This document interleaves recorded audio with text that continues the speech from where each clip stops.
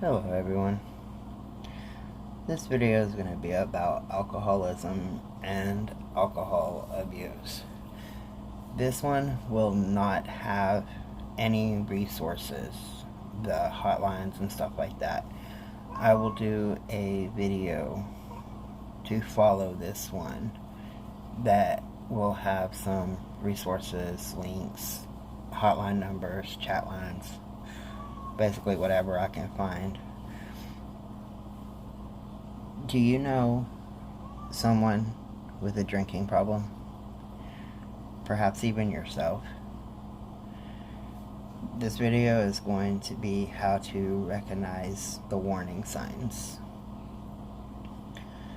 It's not always easy to tell when your alcohol intake has crossed the line from moderate or social drinking to problem drinking. Drinking is so common in many cultures, and the effect varies so widely from person to person.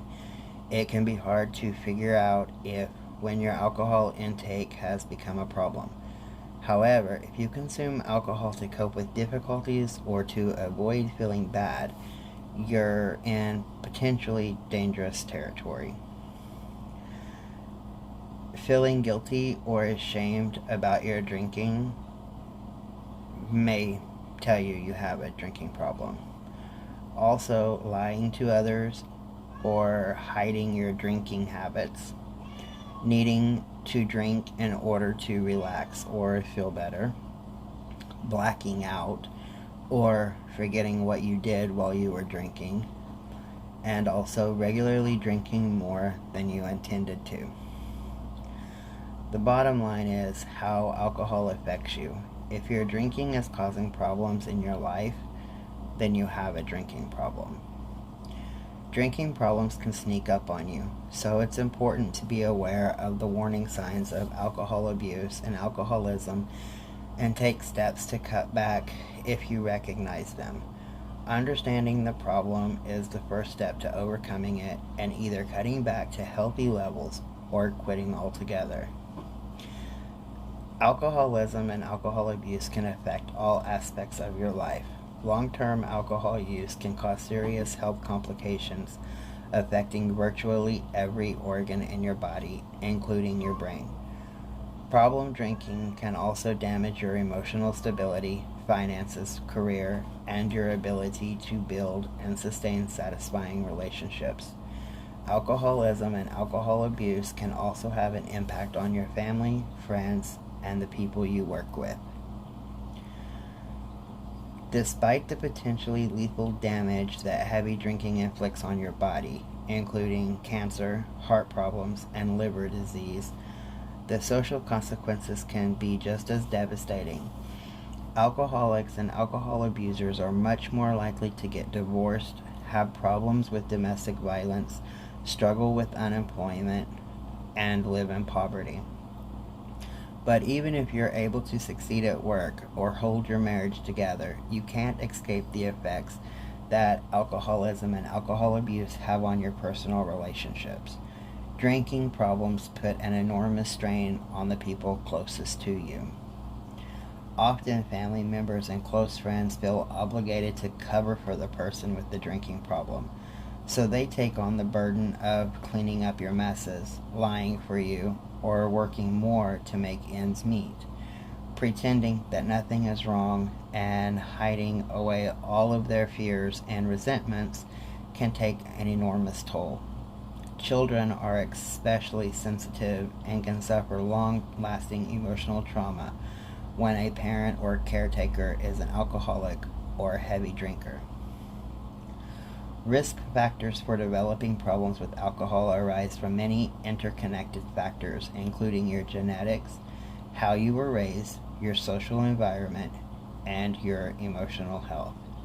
Some racial groups, such as American Indians and Native Alaskans, are more at risk than others for developing drinking problems or alcohol addiction. People who have a family history of alcoholism or who associate closely with heavy drinkers are more likely to develop drinking problems. Finally, those who suffer from a mental health problem such as anxiety, depression, or bipolar disorder are also particularly at risk because alcohol is often used to self-medicate. Not all alcohol abusers become full-blown alcoholics, but it is a big risk factor. Sometimes alcoholism develops suddenly in response to a stressful change, such as a breakup, retirement, or another loss. Other times, it gradually creeps up on you as your tolerance to alcohol increases.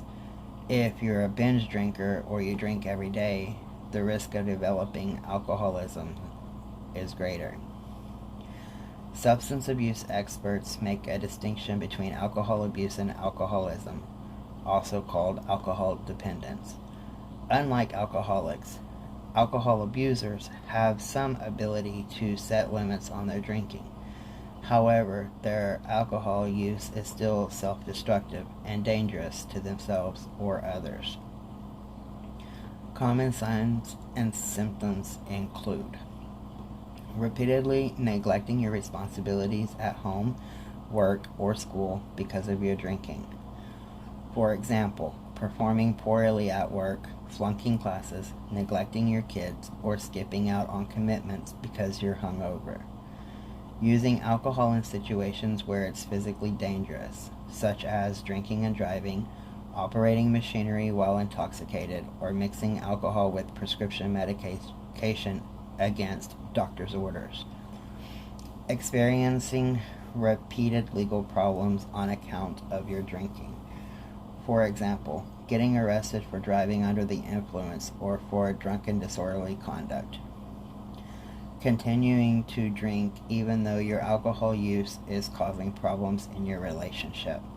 Getting drunk with your buddies, for example, even though you know your wife or your husband will be very upset, or fighting with your family because they dislike how you act when you're drunk.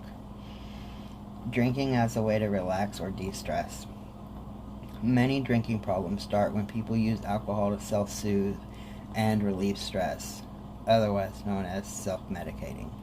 Getting drunk after every stressful day, or, for example, or reaching for a bottle every time you have an argument with your spouse or your boss.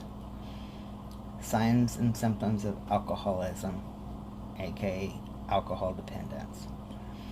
Alcoholism is the most severe form of problem drinking.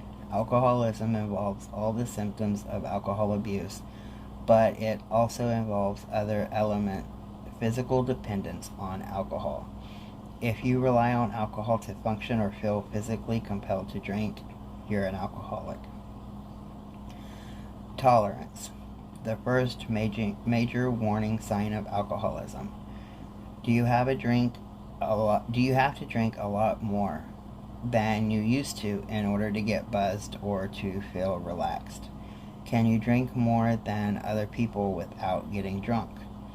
These are signs of tolerance, which can be an early warning sign of alcoholism. Tolerance means that over time you need more and more alcohol to feel the same effects. Withdrawal. The second major warning sign. Do you need a drink to steady the shakes in the morning? Drinking to relieve or avoid withdrawal symptoms is a sign of alcoholism and a huge red flag. When you drink heavily, your body gets used to the alcohol and experiences withdrawal symptoms if it is taken away. Withdrawal symptoms include anxiety or jumpiness, shakiness or trembling, sweating, nausea and vomiting, insomnia, depression, irritability, fatigue, loss of appetite, and headache. In severe cases, withdrawal from alcohol can also involve hallucination, confusion, seizures, fever, and agitation. These symptoms can be dangerous, so talk to your doctor if you're a heavy drinker and you want to quit. Other signs and symptoms of alcoholism. You've lost control over your drinking. You often drink more alcohol than you wanted to, for longer than you intended, or despite telling yourself you wouldn't. You want to quit drinking, but you can't. You have a persistent desire to cut down or stop your alcohol use, but your efforts to quit have been unsuccessful. You have given up other activities because of alcohol. You're spending less time on activities that used to be important to you, like hanging out with your family and friends, going to the gym, pursuing your hobbies, etc., because of your alcohol use. Alcohol takes up a great deal of your energy and focus. You spend a lot of time drinking, thinking about it, or recovering from its effects. You have few, if any, interests or social involvements that don't revolve around drinking. You drink even though you know it's causing problems. For example, you recognize that your alcohol use is damaging your marriage, making your depression worse, or causing health problems, but you continue to drink anyway. Binge drinking and alcohol poisoning. While someone with alcoholism will tend to drink every day, others can find their drinking to short but heavy bursts. Binge drinking is often associated with young adults and college students who drink heavily at parties and then abstain for the rest of the week. However, plenty of older adults also binge drink, especially those over 65. In fact, the Center of Disease Control and Prevention in the U.S. reports that 1 in 6 adults binge drink at least 4 times a month. Binge drinking is defined as drinking so much that your blood alcohol level reaches the legal limit of intoxication within a couple of hours. For men, that means consuming 5 or more drinks within about 2 hours, and for women, 4 or more drinks within the similar period. These levels can be easy to hit if you sink shots, play drinking games, drink cocktails containing multiple servings of alcohol, or otherwise lose track of your intake. Other indications that you have a binge drinking problem include drinking excessively at weekends, holidays, and special occasions, frequently drinking more than you planned, and often forgetting what you said or did while drinking. Binge drinking can have many of the same long-term effects on your health, relationships, and finances as other types of problem drinking, but it's also a risky activity in the short term. Binge drinking can lead to reckless behavior such as violence, having unprotected sex, and driving under the influence. Binge drinking can also lead to alcohol poisoning, a serious and sometimes deadly condition. What is alcohol poisoning? Consuming too much alcohol too quickly can slow your breathing and heart rate, lower your body temperature, and cause confusion, vomiting, seizures, unconsciousness, and even death. Alcohol poisoning can also depress your gag reflex, increasing the risk that if you have passed out, you may choke on your own vomit. If you suspect someone has alcohol poisoning, and they have been binge drinking and is unconscious or a semi-conscious state, their breathing is slow, their skin clammy, and there's a powerful odor of alcohol, they may have alcohol poisoning. Do not leave them alone to sleep it off. Turn the person onto their side to avoid them choking if they vomit. Call your country's emergency service number, 911 in the U.S., and wait with them for medical help to arrive. Drinking problems and denial. Denial is one of the biggest obstacles to getting help for alcohol abuse and alcoholism. The desire to drink is so strong that the mind finds many ways to rationalize drinking, even when the consequences are obvious. By keeping you from looking honestly at your behavior and its negative effects, denial also exacerbates the alcohol-related problems with work, finances, and relationships. If you have a drinking problem, you may deny it by drastically underestimating how much you drink, downplaying the negative consequences of your drinking, complaining that family and friends are exaggerating the problem, blaming your drinking or drinking-related problems on others. For example, you may blame an unfair boss for trouble at work or a nagging spouse for your marital issues, rather than think about how your drinking is contributing to the problem. While work, relationship, and financial stresses happen to everyone, an overall pattern of deterioration and blaming others may be a sign of trouble. If you find yourself rationalizing your drinking habits, lying about them, or refusing to discuss the subject, take a moment to consider why you're so defensive. If you truly believe that you don't have a problem, you shouldn't have a reason to cover up your drinking or make excuses. 5 myths about alcoholism and alcohol abuse. Myth: I can stop drinking anytime I want to. Fact: maybe you can. More likely you can't. Either way, it's just an excuse to keep drinking. The truth is, you don't want to stop. Telling yourself you can quit makes you feel in control, despite all evidence to the contrary and no matter the damaging it's causing. Myth: my drinking is my problem. I'm the one it hurts, so no one has the right to tell me to stop. Fact: it's true that the decision to quit drinking is up to you, but you are deceiving yourself if you think that your drinking hurts no one else but you. Alcoholism affects everyone around you, especially the people closest to you. Your problem is their problem. Myth: I don't drink every day, or I only drink wine or beer, so I can't be an alcoholic. Fact: alcoholism is not defined by what you drink, when you drink it, or even how much you drink. It's the effects of your drinking that define a problem. If your drinking is causing problems in your home or work life, you have a drinking problem.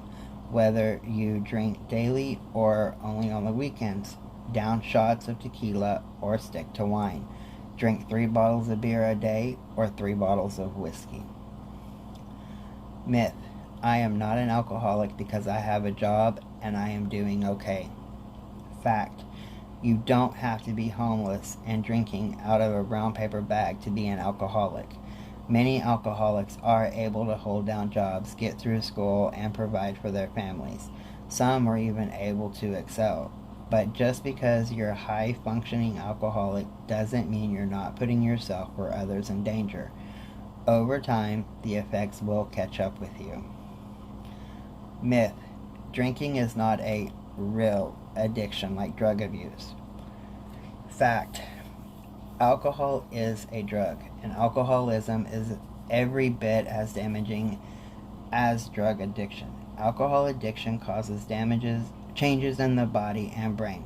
The long-term alcohol abuse can have devastating effect on your health, your career, and your relationships. Alcoholics go through physical withdrawals when they stop drinking, just like a drug user experiences when they quit. Getting help. If you're ready to admit you have a drinking problem, or you know somebody else that is ready, you've already taken the first step. It takes tremendous strength and courage to face alcohol abuse and alcoholism head on. Reaching out for support is the second step. Whether you choose to go to rehab, rely on self-help programs, get therapy, or take a self-directed treatment approach, support is essential. Recovering from alcohol addiction is much easier when you have people you can lean on for encouragement, comfort, and guidance. Without support, it's easy to fall back into old patterns when the road gets tough. Your ongoing recovery depends on continuing mental health treatment, learning healthier coping strategies, and making better decisions when you're dealing with life's changes. In order to stay alcohol-free for a long term, you'll also have to face the underlying problems that led to your alcoholism or alcohol abuse in the first place. Those problems could include depression, an ability to manage stress, and unresolved trauma from your childhood, or any number of mental health issues. Such problems may become more prominent when you're no longer using alcohol to cover them up, but you will be in a healthier position to finally address them and seek the help you need. Admitting a loved one has a problem with alcohol can be painful for the whole family, not just the person drinking. But don't be ashamed, you're not alone. There is help and support available for both you and your loved one. Start by talking honestly and openly with a friend or family member who's drinking too much. But always remember that you can't force someone to give up alcohol. The choice is up to them. You may also benefit from joining a group such as Al-Anon, a free peer support group for families coping with alcoholism. Listening to others with the same challenges can serve as a tremendous source of comfort and support. Here's a few reactions to avoid, though. Don't attempt to threaten, punish, bribe, or preach. Avoid emotional appeals that only add to the problem the drinker's feeling of guilt and increases their compulsion to drink or use other drugs. Don't cover up for them, or make excuses, or shield your loved one from the consequences of their drinking. Don't take over the problem drinker's responsibilities, leaving them with no sense of importance or dignity. Don't hide or dump bottles, or try to shelter your loved one from situations where alcohol is present. Don't argue with the person when they are impaired. Don't drink along with the problem drinker. Above all, do not feel guilty or responsible for the problem drinker's behavior. When your teen has a drinking problem, discovering your child is drinking can generate fear, confusion, and anger in parents. It's important to remain calm when confronting your teen and only do so when everyone is sober. Explain your concerns to make it clear that your concern comes from a place of love. It's important that your teen feels you are supportive. Lay down rules and consequences. Your teen should understand that drinking alcohol comes with specific consequences, but don't make hollow threats or set rules that you cannot enforce. Monitor your teen's activity. Insist on knowing where your teen goes and who they are hanging out with. Encourage other interests and social activities. Expose your teen to healthy hobbies and activities such as team sports, scouts, or other school clubs. Talk to your child about underlying issues. Drinking can result from problems. Is your child having trouble fitting in? Has there been a recent major change, like a move or a divorce? Which problem is causing the stress? Next step, finding help for a drinking problem. Whether you want to cut back or stop drinking altogether, there are plenty of steps you can take to help yourself regain control of both your drinking and your life. As I said, the next video will have some resources, some homeopathic remedies that I have came across that helps with alcohol. There is other places that is non-religious as well as religious based. So the next video will cover all the ways to seek help. Have a good day. Stay safe.